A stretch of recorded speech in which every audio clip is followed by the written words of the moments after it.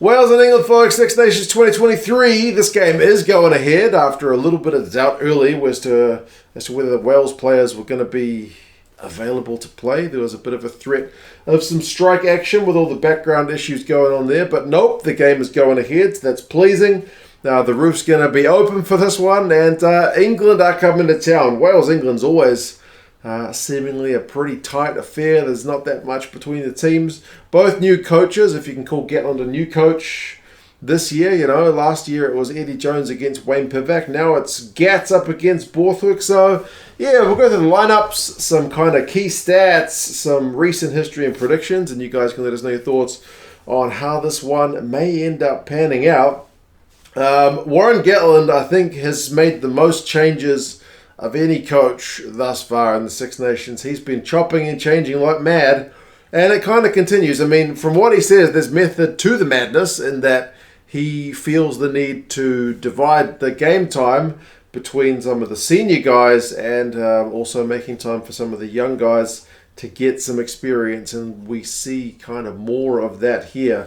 Gareth Thomas is back at loose head for Wyn Jones. Ken Owens is still there as captain, and Tom Francis is back as well. So two new props alongside the captain. Adam Baird swaps jersey numbers once again as he partners Alun Wyn Jones, who is back into the 23. Tshiunza is still there on the blind side. Certainly had a more impressive second half. He was a little bit quiet against the Scots in the first, but he's still a pretty young guy coming into his own. Still heaps of potential for that guy to improve. And then Justin Tipuric is also back alongside Faletau. So that's 7 and 8 for you. So that's a whole bunch of experience, especially in the second and back row that's back into the side, back starting.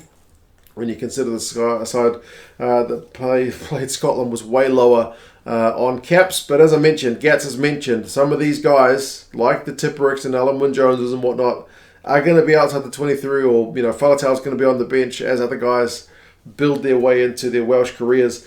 Tom Francis and Owen Williams is the 19 combo. Now, Owen Williams ahead of Dan Biggar was one that was specifically asked of Gats, like, what's the reason behind that? And Gatland basically just said, with guys like Anscombe injured and Biggar, the regular guy, there's not really much experience behind that. So they need to get some experience to a backup for Dan. So that's the logic behind that. So that's a big call, especially when you consider Joe Hawkins and Mason Grady is the midfield. Now that's a young and inexperienced midfield.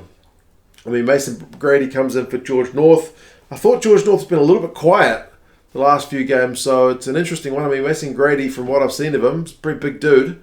But yes, it's a big step up for him. So good luck to him, man. It's as I mentioned, a young midfield. I quite like Joe Hawkins' gameplay.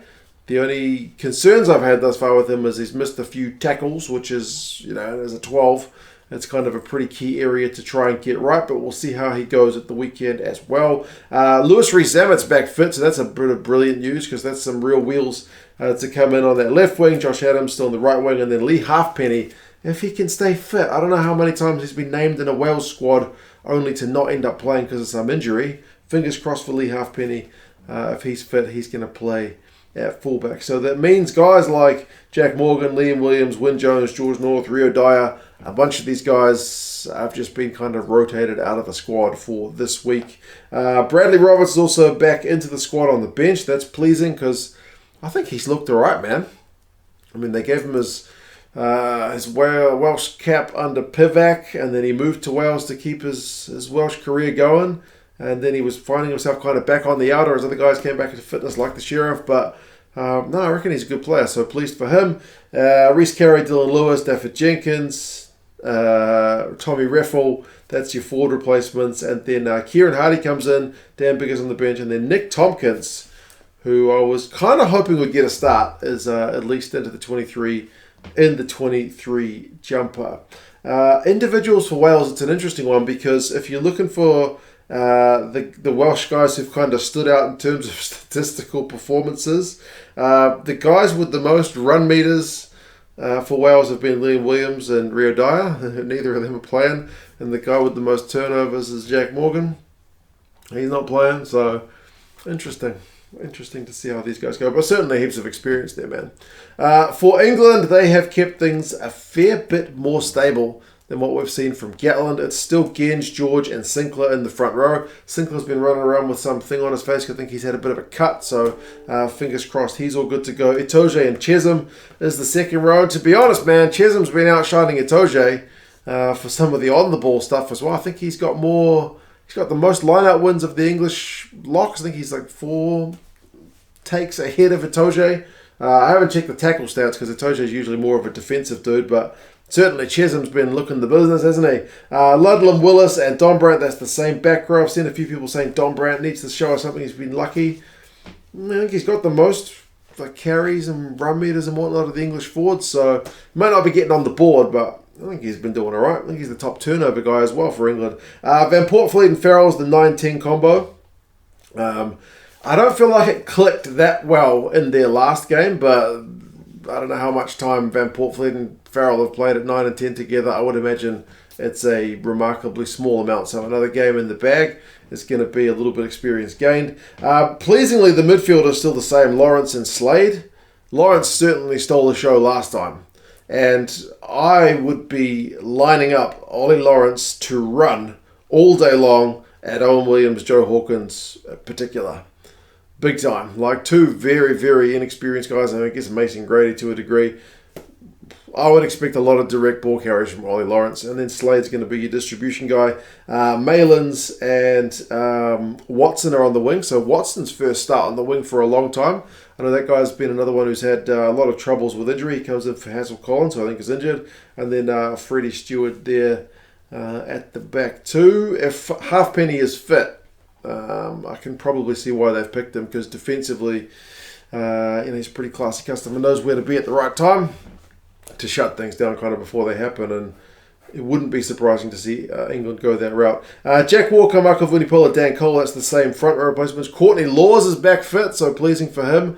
He comes in on the bench. Ben Carre, who was also kind of omitted after that first round defeat, is back into the 23, so that's pleasing for him. Alex Mitchell had a good cameo from the bench of the last game, so he's still there. Marcus Smith and Henry Arundel as well.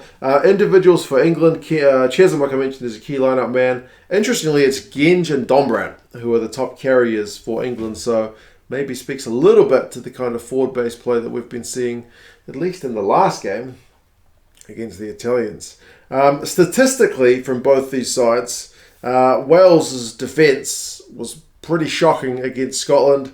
Missed tackles, clean breaks conceded. They've had some pretty bad numbers in that regard. So that's an area that they certainly need to improve.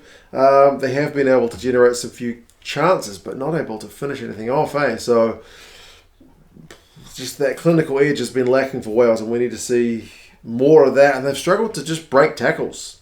Sometimes it just gets that one broken tackle, get you over the advantage line.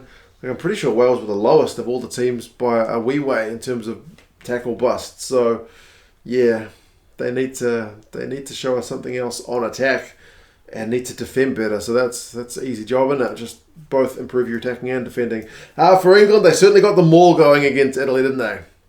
The maul went really well, but they also miss a lot of tackles. They had the lowest tackle completion percentage of the sides for the first 2 games. Like, it's around 80%, which is not great. If Super Rugby sides tackle at 80%, it's kind of normalish. So, yeah, not ideal.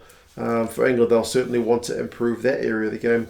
But by the way, if you want England Rugby gear, check out the England Rugby store down in the description. They've got, I think last time I checked, it was a 15% off sale. So, 15, not 50, but there you go. Check that out. Rugby gear is always a good one to get around Six Nations time, isn't it? Recent history within the sides is really tight, man. It's last 5 games, it's 3 England wins, 2 Wales wins. It's tended to be at the Millennium, the Welsh win, at Twickenham, England win, and then there's one game in Llanelli that was played during the COVID times that England managed to win away from home in the Autumn Nations Cup. So it's pretty close to being an even split. Last year was 23-19 in England, which was relatively close in the scheme of things. And the average score is Wales 23, England 22. So, man, if these sides don't do close games, hey.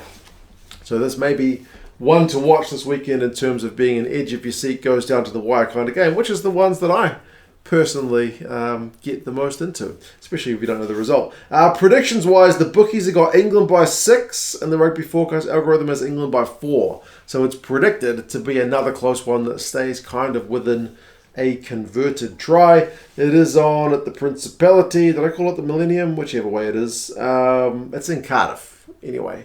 Matthew Raynal is the ref. It's a 4:45 local kickoff time, which is a pretty early time for us here in New Zealand, but we'll be getting up to watch it, those of us that are keen on some Six Nations. It's on the BBC for you guys in the UK for free. Happy days. I know that you guys have got your TV license fees to pay, but still, BBC, free-to-air coverage. And Virgin for you guys in Ireland, and both of those are VPN-able for you guys outside of those territories. So if you're like me in New Zealand and you don't have the paid broadcaster in your local territory, you can just use VPN, connect to the server of England or Ireland, and jump on the BBC or Virgin to watch the games for free. So happy days. Check out Express down in the description. That's the one that I use. But yeah, you guys let us know your thoughts. Also, podcast-wise, there'll be a wrap-up of some of the Six Nations stuff and any other kind of rugby news, probably a bit of Super Rugby as well, early next week with my mate Tony on the old 2 Cents Gets Distracted podcast. So if you haven't checked that out, there's a few episodes here on the channel, also on Spotify and all the other kind of podcasting platforms. So yeah, happy days, folks. You guys let us know your thoughts, and yeah, I'll talk to you guys again soon. See you later.